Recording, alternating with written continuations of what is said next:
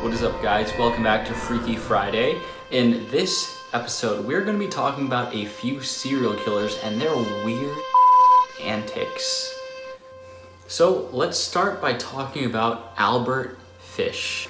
Albert Fish got the nickname the Boogeyman because of the amount of children he would abduct and the sick things he would do to them. To name a few, he would kidnap the child, torture them, sexually assault them, and then cut them up and eat them. And that's not a joke. He would actually cut them up and eat them. What's even more concerning is Albert Fish was also a pain junkie. He loved torturing himself and feeling pain inflicted on himself. While talking to a psychologist, he was describing the things he would do to his groin and his anus. He would shove needles into those areas and get off of that. Albert Fish also ate his own feces, and he loved to burn himself with hot irons. I think the most disturbing thing about Albert Fish was the fact that he would write parents of the children that he abducted letters of exactly what he was doing to them. He would go into great detail about everything he would do and what he plans to do. I'm gonna put a letter up on the screen right now, but this is a trigger warning. A big trigger warning. In the note I'm about to read, he addresses Mrs. Budd at the beginning. That is Grace Budd's mother. All right, let's read Albert Fish's letter to Mrs. Budd. Grace Budd is one of his victims you will see mentioned in the letter. Let's see how sick this man really was. Dear Mrs. Budd, in 1894, a friend of mine shipped as a deckhand on the steamer Tacoma, Captain John Davis. They sailed from San Francisco for Hong Kong, China. On arriving there, he and two others went ashore and got drunk. When they returned, the boat was gone. At that time, there was famine in China. Meat of any kind was from $1 to $3 a pound. So great was the suffering among the very poor that all children under 12 were sold for food in order to keep others from starving. A boy or girl under 14 was not safe in the street. You could go in any shop and ask for steak chops or stew meat. Part of the naked body of a boy or girl would be brought out and just what you wanted cut from it. A boy or girl's behind, which is the sweetest part of the body, and sold as veal cutlet, brought the highest price. John stayed there was so long he acquired a taste for human flesh. On his return to New York, he stole two boys, one 7 and one 11. Took them to his home, stripped them naked, tied them in a closet, then burned everything they had on. Several times every day and night he spanked them, tortured them to make their meat good and tender. First he killed the 11-year-old boy because he had the fattest ass and of course the most meat on it. Ew. Disgusting. Every part of his body was cooked and eaten except the head, bones, and guts. He was roasted in the oven, all of his ass. I don't know why that's in parentheses, bro. We get it. Boiled, broiled, fried, and stewed. The little boy was next. Went the same way. At that time, I was living at 409 East 100th Street, near Right Side. He told me so often how good human flesh was, I made up my mind to taste it. On Sunday, June the 3rd, 1928, I called on you at 406 West 15th Street, brought you pot, cheese, strawberries. We had lunch. Grace sat in my lap and kissed me. That was her daughter. That was his victim, Grace. I made up my mind to eat her.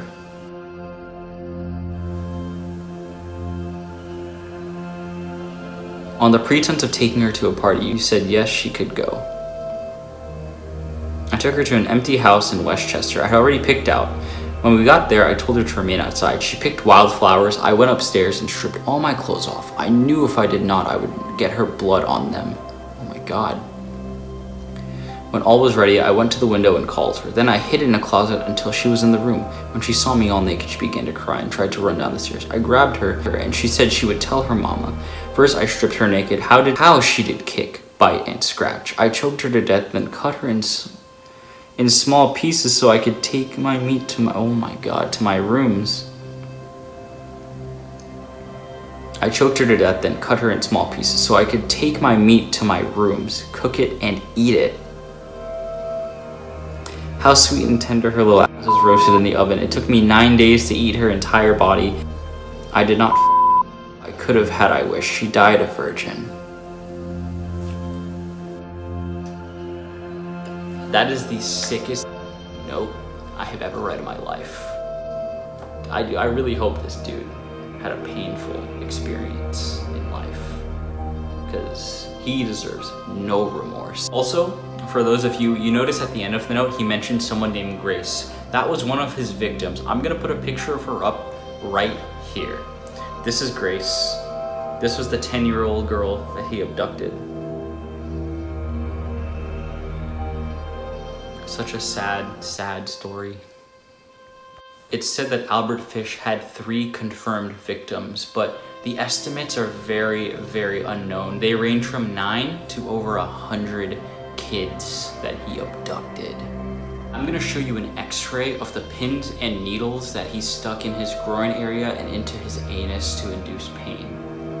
This is very concerning because there are so many of them. Here it is.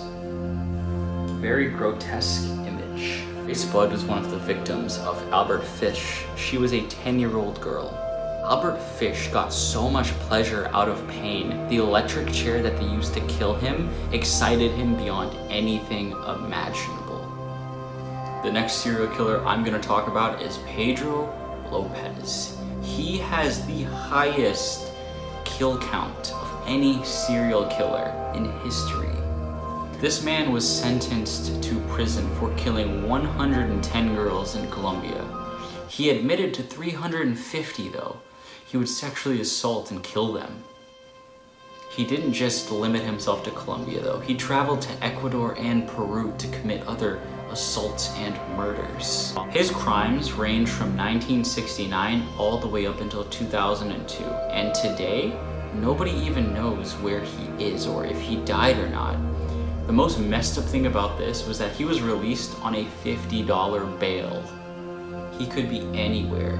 And he didn't even stay in prison for long. He was in prison for 1 year and then he was released on bail.